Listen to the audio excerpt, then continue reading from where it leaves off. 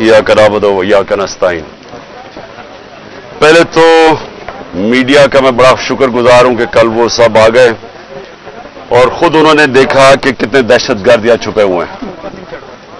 उसकी वजह से जो प्लान बना हुआ था, सारा ज़मान पार्क के चारों तरफ पुलिस नाके लग चुके थे और तैयारी हुई थी धावा बोलने की, वो क्योंकि आपने सबने जाके एक्सपोज कर दिया कि यहां कोई दहशतगर्द नहीं, तो उसकी वजह से ये मेरा घर बच गया। लेकिन जो मैं चीज कहना चाहता हूं वो ये कि गवर्नमेंट को नाम लेना चाहिए। जब आप कहते हैं ना कि 40 दहशतगर्द, तो आपको तो पता होगा 40 दहशतगर्द, तो उनके कोई नाम तो बताएं, वो कौन है वो लोग। क्योंकि इसी तरह जो इनका प्लान था, मैं अभी आपको बता दूं, इन्होंने जिस तरह मेरे घर के ऊपर पहली दफा दावा बोला था, सारे घर को तोड़ फोड़ कर दी और ऊपर क्लैशनिकोव्स ले गए और छोड़ के जी क्लैशनिकोव्स मिली और पता नहीं कोई और कोई बोतलें भी दिखाई कि जी वो कोई वो पेट्रोल बम थे। तो किसी, अब यहां कोई आदमी नहीं था, तो किसको पता कि वो यहां अगर इसी तरह का दावा बोल देते और उसके बाद ये 40 लोगों को यहां बैठा देते और कहते देखें जी दहशतगर्द तलब हो गए।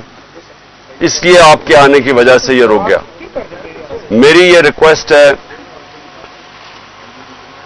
हुकूमत से कि ये जो हरकतें आप कर रहे हैं, इससे कभी भी पॉलिटिकल पार्टी नीचे नहीं जाती, वो मजबूत होती है।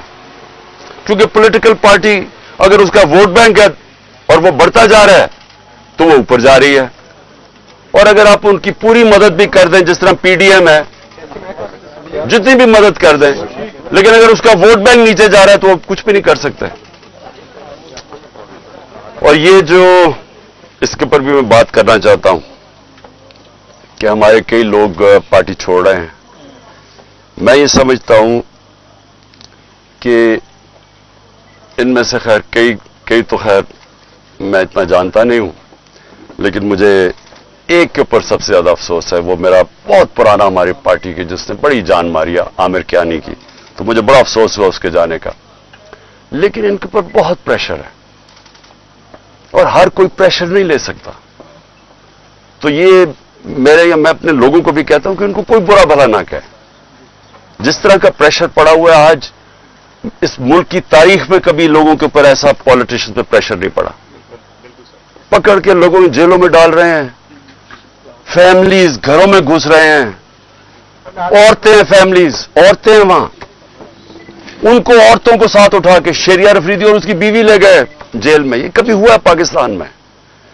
कभी कि किसी उमर उस्मान डार के घर में घुस के सारा घर तोड़ दिया और उसकी वालदा से जो उन्होंने किया, ये कभी इस मुल्क की तारीख में हुआ है? जो औरतों को, जो सीन्स आई हैं औरतों के बाल पकड़ रहे हैं, जिस तरह उनको घसीट रहे हैं, ये ना इस मुल्क में हुआ है और ना ये हमारा जो रवायतें हैं, जो हमारा दीन है, ये कोई इसकी चीज की इजाजत नहीं देता। और इस सब चीज के अंदर क्या चीज रह गई है कि जो लोग ये प्रेशर बर्दाश्त कर गए, मैं अपनी पार्टी के वो लोग जो प्रेशर बर्दाश्त कर गए हैं, कौम आपको हमेशा याद रखेगी, कौम आपको भूलेगी नहीं। कि मुझे पता है आपके ऊपर किस तरह के प्रेशर्स हैं और जिस तरह आप खड़े हैं, तो ना मैं आपको भूलूंगा ना ये कौम आपको भूलेगी। और मुझे ये भी मैं वाजे कर दूं, क्योंकि ये इस तरह का प्रेशर शायद ही कभी किसी की पार्टी के लीडर के ऊपर या उसकी पार्टी के मेंबर्स के ऊपर डाला हो, जो इस वक्त हमारे ऊपर पूरा प्रेशर डाला जा रहा है। मैं सिर्फ एक चीज वाजे करना चाहता हूं कि अगर मैं अकेला भी रह गया ना, अकेला, मैं तब भी हकीकी आजादी के लिए इस मुल्क के लिए खड़ा रहूंगा। क्योंकि ये कोई गलत फहमी में ना रहे कि इस प्रेशर की वजह से मैं शायद पीछे हट जाऊंगा। जिसके ऊपर 2 कातलाना हमले हो चुके हों, दूसरा जुडिशल कॉम्प्लेक्स के अंदर जो मेरे ऊपर इन्होंने पूरा कत्ल करने का प्लान बनाया हुआ था, जिसके ऊपर 2 हमले हो चुके हों और वो फिर भी पूरी तरह इस अपनी तहरीक के अंदर एक कदम पीछे ना हटे, تو اس کو یہ سمجھ آئے کہ وہ پیچھے نہیں ہٹے گا. اور جو میں پھر سے کہتا ہوں کہ جو آج میرے ساتھ کھڑے رہ گئے ہیں, میں تو اپنی بات نہیں کرتا, یہ قوم آپ کو یاد رکھے گی, کیونکہ قوم کو بھی پتا آپ کس طرح کے پریشر لے رہے ہیں. اور پھر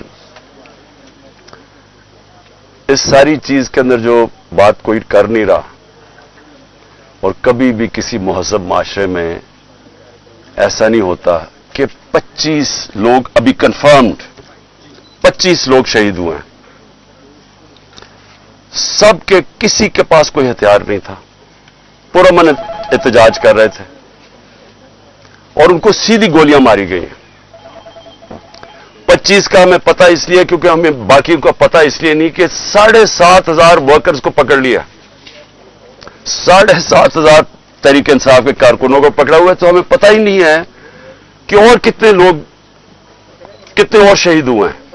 ہمیں اتنا پتا ہے کہ تقریباً 700 کے قریب لوگوں کو انجریز ہوئی, اور وہ گولیوں کی انجری زیادہ ہیں. تو بات تو آج یہ کرنی چاہیے کہ کیا اس کے اوپر کوئی کمیشن نہیں بیٹھنی چاہیے کہ آپ کے ملک کے شہری ہیں, جو بھی ہے, ایک آدمی قتل ہوتا ہے تو اس کے اوپر تحقیقات ہوتی ہیں, تو پتہ تو چلے کہ یہ ہوا کیا تھا. اور میں آج آپ سب کے سامنے کہہ رہا ہوں کہ جب بھی انڈیپینڈنٹ کمیشن بیٹھے گی, اس کے اندر ایک منظم سازش آپ کو نظر آئے گی.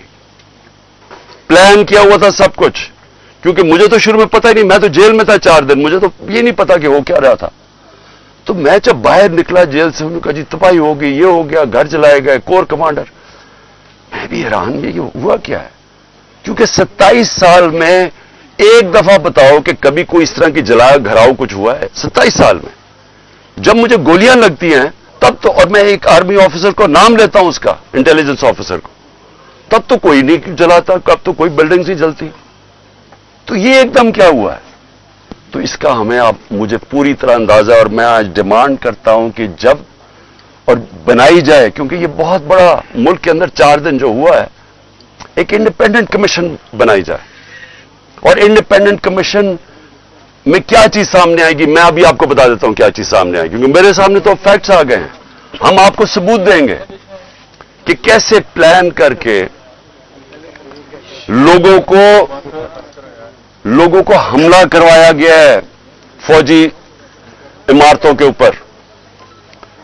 پنڈی کے اندر پولیس نے پیچھے سے, کراؤڈ آگے کھڑا تھا, پیچھے سے پولیس نے ان کے اوپر ٹیئر گیسنگ کر کے ان کو GHQ کی طرف دھکیلا ہے, اور راستے میں کوئی پولیس نہیں تھی GHQ کے. یہاں جو ہوا ہے, اب ہم لاہور جانتے ہیں, میں تو پیدا یہاں ہوں, یہ پاس ہی تو ہے, 3-4 میل یہاں سے ہے وہ کور کمانڈر. کبھی سنا ہے کہ کور کمانڈر لبرٹی سے لوگ چل رہے ہوں اور کور کمانڈر گھر پہنچ رہے ہوں اور وہ خالی پڑا ہو وہاں کوئی یعنی کور کمانڈر اتنی بڑی پوزیشن ہوتی ہے, اس کو اوپر کوئی بچانے والا نہیں آئے. وہ CCTV کیمرہ کدھر ہیں, وہاں CCTV کیمرہ لگے ہوں گے, پتہ تو چلے وہ کون سی شکلیں تھی جنہوں نے جلایا. اب تک تو سامنے آ جانا چاہیے تھا سب کچھ. ٹی وی پہ اتنی زیادہ پروپیگنڈا چل رہا ہے, کم از کم وہ شکلیں تو دکھا دیں CCTV کیمرہ پہ کن لوگوں نے جلایا تھا وہ کور کمانڈر کا گھر. اور کیا آپ کو ہماری ڈاکٹر یاسمین, میری بہنیں وہاں باہر کھڑی ہو کے کہہ رہی ہیں کہ آپ نے اندر نہیں جانا. کون تھا جس نے اندر ان کو کیا ہے؟ وہی لوگ تھے جنہوں نے میاں والی کے اندر جہاز چوک پہ سب جب وہاں پرامن احتجاج کرے, انہوں نے کہا جی یہ اس کو جلانا ہے جہاز کو. وہ بھی وہاں سے رپورٹس ہیں کہ وہ آگے ان کو آگے کہہ رہے تھے کہ آپ نے یہ کرنا ہے.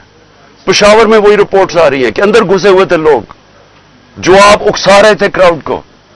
دیکھیں 27 سال میں کبھی کسی نے اس طرح کی کوئی حرکت نہیں کی, تو ایک دم یہ جو سب کچھ ہوا ہے, تو اس کے اوپر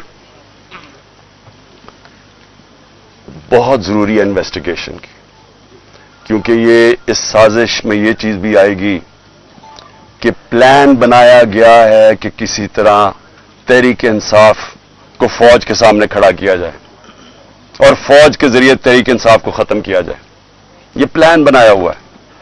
یہ خطرناک ہے ملک کے لیے. یہ پیچھے PDM ہے. یہی ہوا تھا 1971 میں. 1971 میں کیا ہوا تھا؟ الیکشن جو جیت گیا تھا, جو پرائم منسٹر تھا, जिसको बनना चाहिए था प्राइम मिनिस्टर, एक पॉलिटिशियन ने साजिश की फौज के साथ मिलकर और उसको बजाय प्राइम मिनिस्टर बनाने के उसके खिलाफ मिलिट्री एक्शन करवाएगा और मुल्क टूट गया। ये वही प्लान बन रहा है। इलेक्शन में मुकाबला नहीं कर सकते। 37 में से 30 बाय इलेक्शन हार चुके हैं। तो अब इनको यह नजर आ रहा है कि ना किसी तरह फौज के सामने खड़ा करो। कौन अपनी फौज से लड़ता है मुझे बताएं? अगर फौज से लड़ेगा तो क्या मुल्क ही हारेगा ना? कभी कोई लड़ता है? ये जो सारा कराया जा रहा है, जो उकसाया जा रहा है, इससे किसको फायदा होगा? सिर्फ ये पीडीएम को ही फायदा है ना। मुल्क की तो जमहूरियत भी तबाह। अब ये सोच ले कि यहां केयर टेकर का अब क्या काम रह गया, इनकी क्या कानूनी हैसियत रह गई है? 90 दिन पूरे हो गए हैं। इनका तो काम था इलेक्शन करवाने के लिए आना। इनको तो अब तक अब इनका काम क्या है? यानी इनकी कौन सी कानूनी हैसियत रह गई है? और 70% पाकिस्तान है, पंजाब और पख्तूनख्वा। अब आज वहां कोई रिप्रेजेंटेटिव गवर्नमेंट नहीं है, क्योंकि इन्होंने इलेक्शन नहीं 90 दिन में करवाया, आइन को तोड़ा है। गवर्नमेंट ने, फेडरल गवर्नमेंट ने मिलकर केयर टेकर गवर्नमेंट और इलेक्शन कमीशन के साथ मिलकर साजिश की है। तो इसका कौन जिम्मेदार है? और ये सारा एक साजिश का हिस्सा है कि किसी ना किसी तरह इस मुल्क में इलेक्शन ना करवाओ और पहले वो लंदन प्लान का हिस्सा कि तहरीक इंसाफ को क्रश करो, इमरान खान को जेल में डालो या साइड पे करो और मरवा दो उसको। ये सारा वो प्लान का हिस्सा है। लेकिन सवाल आखिर में मेरा ये है कि क्या पाकिस्तान जीतेगा इससे? क्या हमारी जमहूरियत को फायदा है, हमारे इदारों को, हमारे आइन को? ये तो सारा तबाह हो रहे हैं इसी प्रोसेस के अंदर।